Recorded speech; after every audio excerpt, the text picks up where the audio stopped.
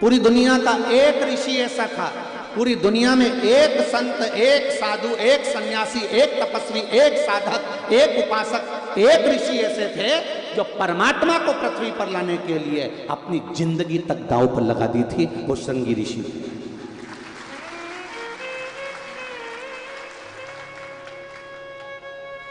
वो श्रृंगी बाबा।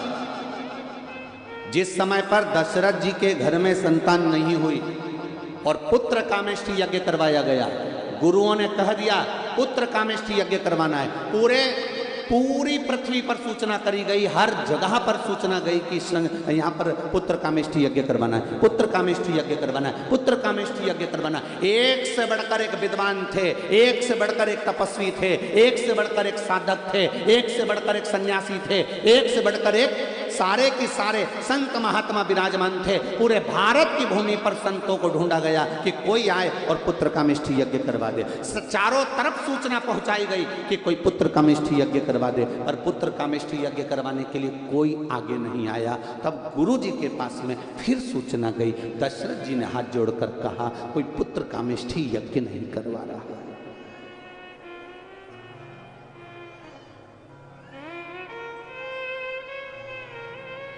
कोई पुत्र कामेष्ठी यज्ञ नहीं करवा रहा है। कारण, क्योंकि यज्ञ, पुत्र कामेष्ठी यज्ञ का एक विधान है कि पुत्र कामेष्ठी यज्ञ जिस भूमि पर होता है उस भूमि पर जो यज्ञ करवाने वाला यज्ञकर्ता होता है, उस यज्ञकर्ता को पूरी जिंदगी उसी जमीन पर रहना पड़ता है। उस भूमि के बाहर वो एक कदम भी नहीं निकाल सकता। तो कोई संत, साधु, सन्यासी, तपस्वी, ऋषि ऐसा नहीं था जो एक जगह पर पूरी जिंदगी निकाल सके। तो उन्होंने सोचा भैया यज्ञ कराने वाला कोई नहीं। तब गुरुजी ने कहा एक हो सकता है।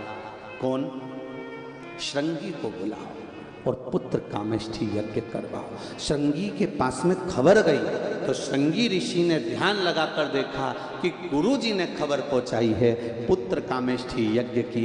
गुरुजी मेरा कुछ हित चाहते होंगे, इसलिए यज्ञ करवा रहे होंगे। श्रृंगी बाबा ने तुरंत ध्यान लगाकर देखा कि गुरु की आज्ञा है और पुत्र कामेष्ठी यज्ञ करवाना है। उस परमात्मा को लाने की सामर्थ्यता गुरु में है और गुरु ने मुझको दी है, तो मैं एक भूमि पर पूरी जिंदगी निकाल सकता हूं, परमात्मा को पृथ्वी पर ला सकता हूं।